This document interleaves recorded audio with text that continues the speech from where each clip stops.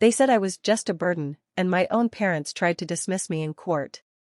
Stick with me while I share my story, and if it touches you, don't forget to support our channel by hitting that subscribe button, dropping a like, and sharing it with the people you care about. My name is Lila Trent, and for as long as I can remember, my parents, Harold and June Trent, have always treated me like I didn't matter. They are wealthy, controlling, and never missed a chance to remind me that I wasn't their favorite. But nothing hurt more than the day I found out they were trying to cut me out of the family inheritance completely. It started with a legal notice. My parents had secretly signed papers to erase me from the will, leaving everything to my older brother and sister. I felt a mix of shock, anger, and heartbreak. How could the people who gave me life try to wipe me out like I didn't exist? It wasn't just money, it was their way of saying I wasn't worthy of anything in this world. At first, I wanted to give up. The courtroom felt cold and intimidating. My parents' smug faces, their whispers and glances, made it clear they expected me to crumble. But I couldn't. Something inside me refused to let them win. I realized this wasn't just about inheritance, it was about respect, acknowledgement, and finally standing up for myself. I took a deep breath and vowed to fight, even if it meant challenging my own family. Every step I took from that moment was calculated. I gathered evidence, learned my rights, and prepared to face them in court. Their betrayal had ignited a fire inside me, and I wasn't going to let it burn out.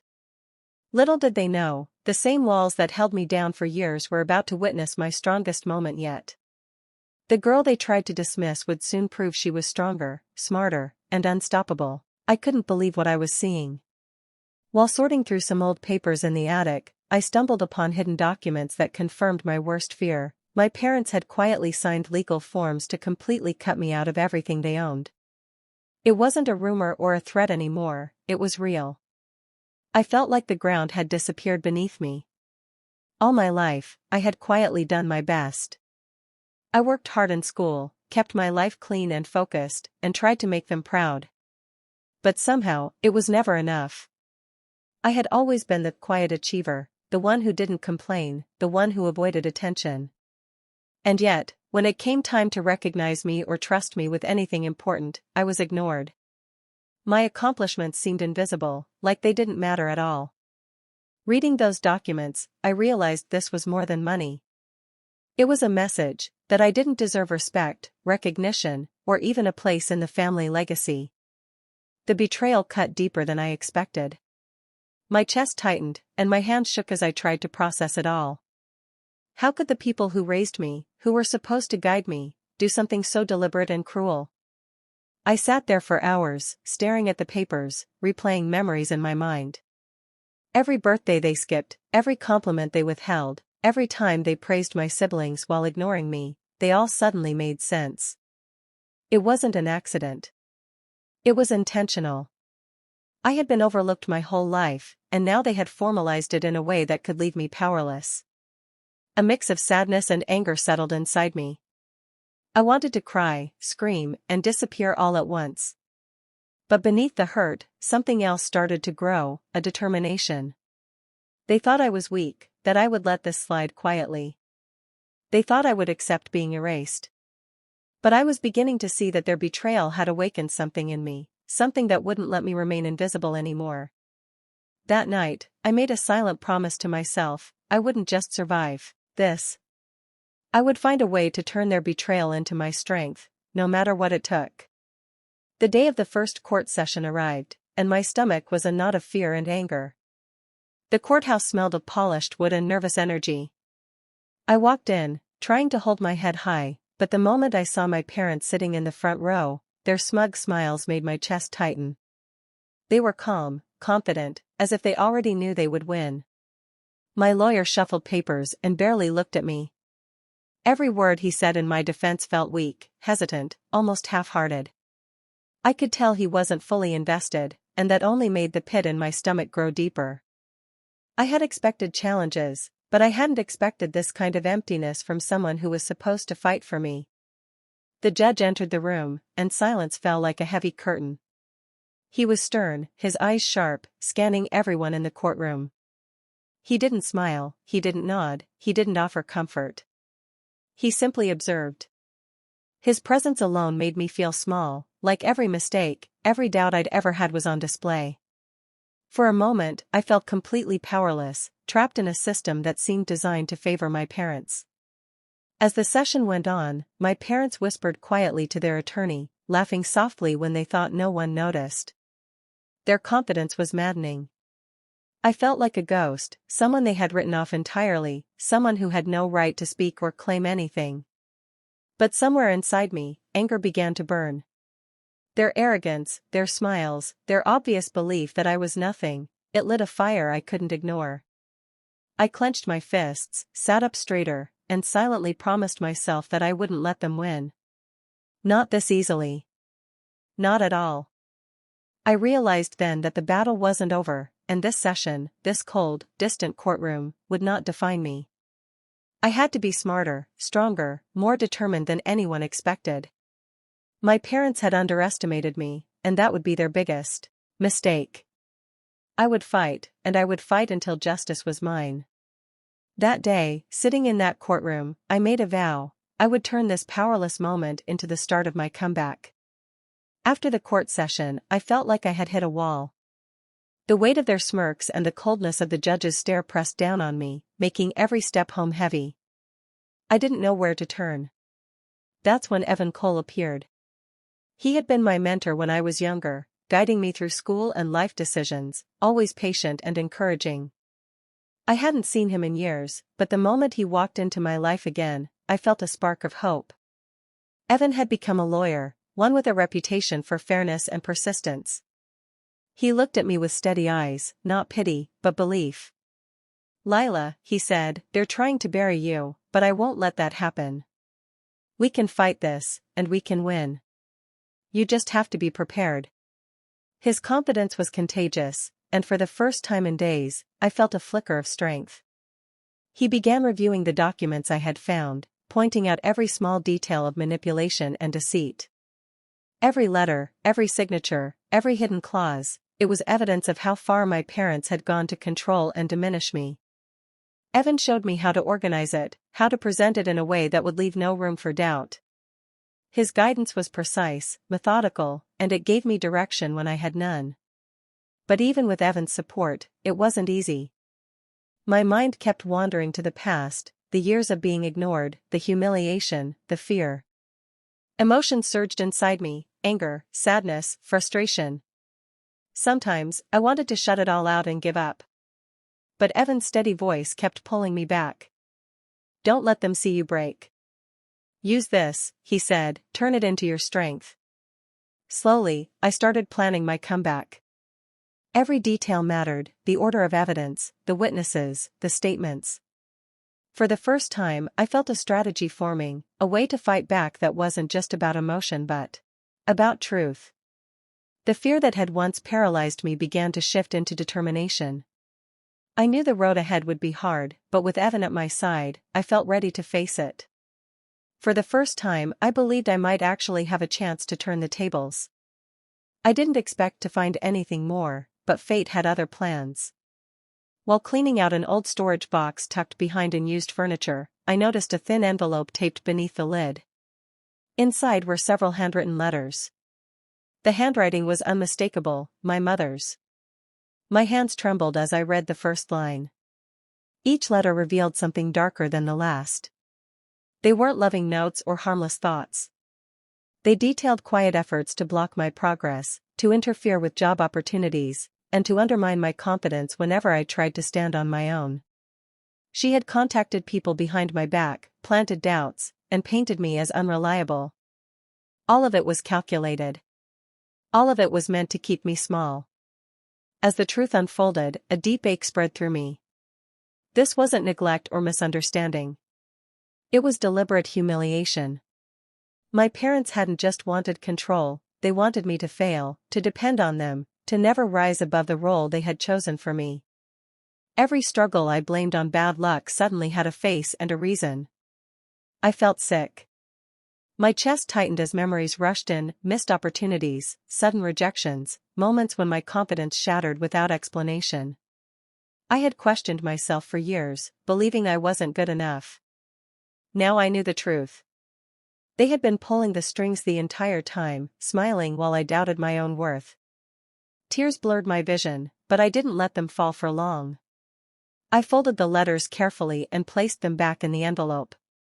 Anger burned through the sadness, sharp and focused. This was no longer just about money or recognition. This was proof of cruelty hidden behind polite smiles and quiet authority. I made a decision right there. I wouldn't confront them. I wouldn't reveal what I knew. These letters were powerful, and power needed timing. I locked them away, treating them like a secret weapon. One day soon, they would be seen by the right eyes, in the right place. For now, I stayed silent. But inside, something had changed forever. The truth was no longer buried, and neither was I. The next phase began quietly, without warning. Legal papers were filed that no one expected from me. Instead of standing only as a target, I stepped forward with counterclaims that exposed serious problems in how family assets had been handled over the years. Records showed careless decisions, missing funds, and questionable transfers. What had once looked polished and perfect now showed cracks.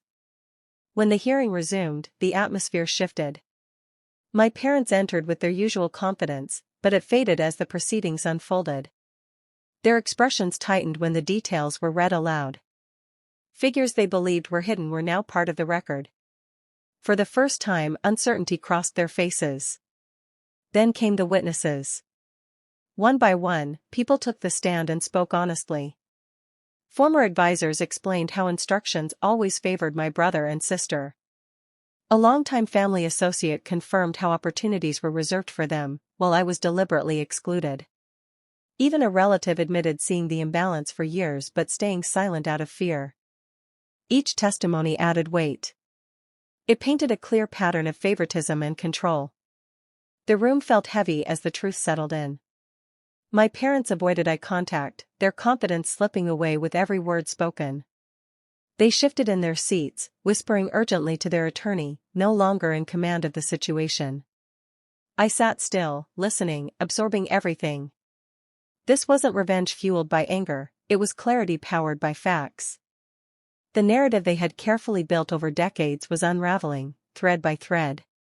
The image of flawless authority no longer held. The judge listened closely, asking pointed questions, reviewing documents with care. The balance in the room had changed. I could feel it. What once felt impossible now felt within reach.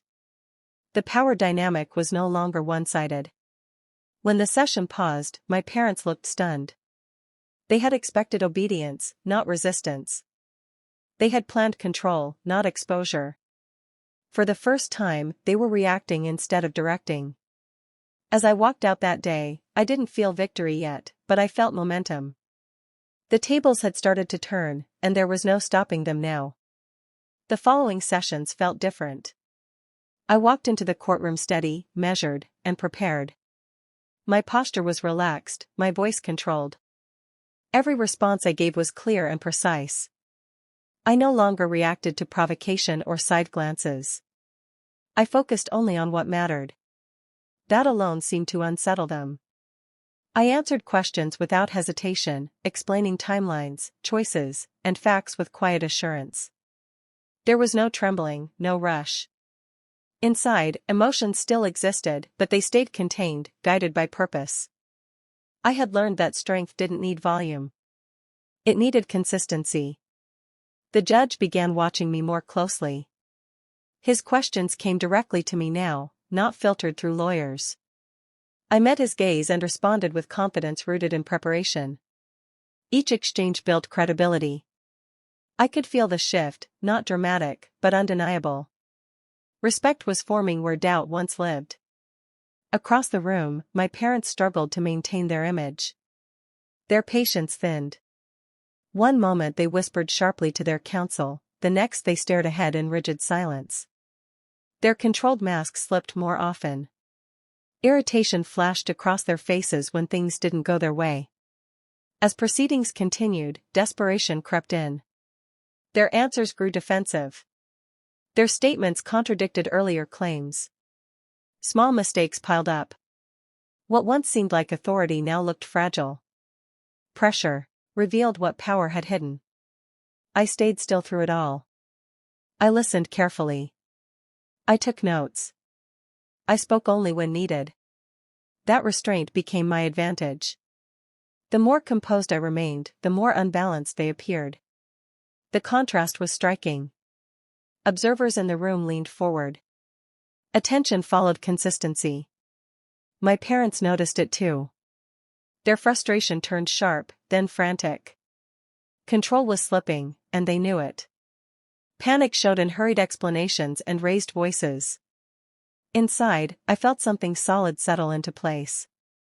Not pride. Not anger. Resolve.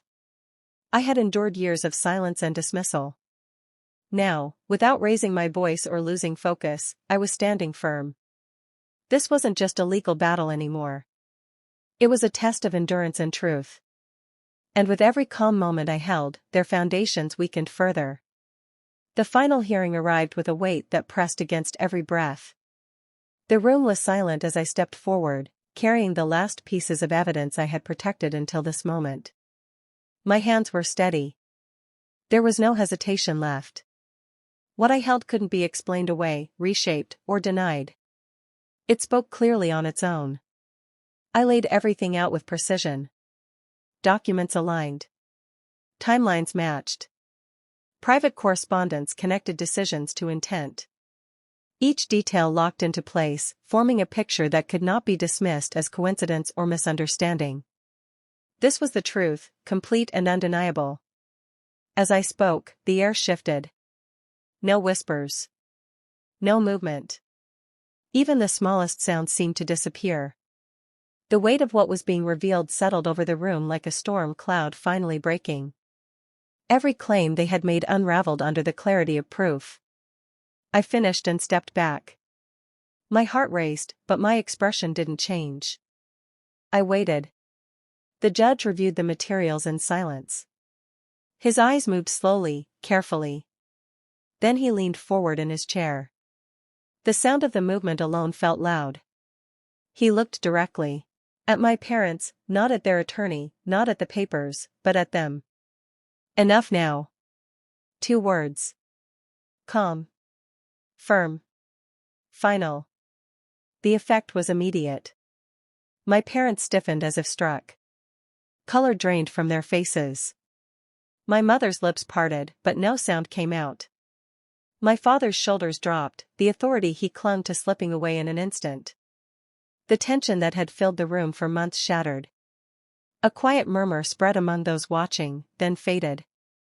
The judge's words had cut through everything: excuses, control, denial.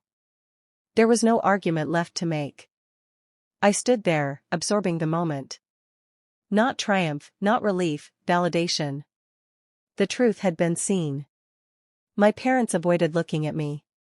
Their confidence was gone, replaced by shock and disbelief. The power they believed was unbreakable had collapsed under its own weight.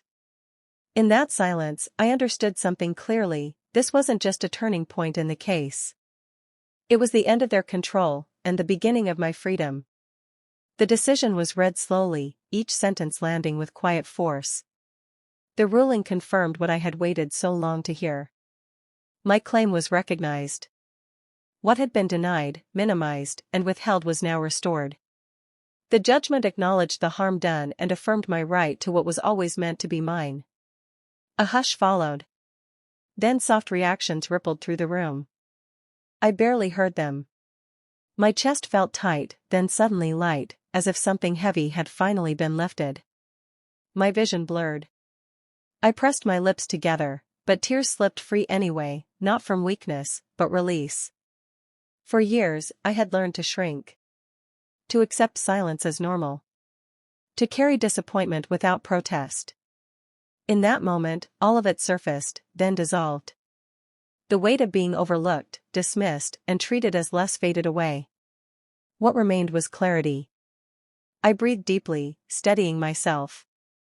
My hands trembled, but my back stayed straight. This outcome wasn't just a result, it was recognition. It confirmed that what I endured mattered. That the harm wasn't imagined. That my voice deserved to be heard. Across the room, reactions were mixed. Some faces showed surprise, others understanding. I didn't look for approval. I didn't need it anymore. The ruling spoke clearly enough. I wiped my eyes and stood taller. There was no urge to explain myself, no need to justify anything further. I had done that work already, quietly, patiently, step by step.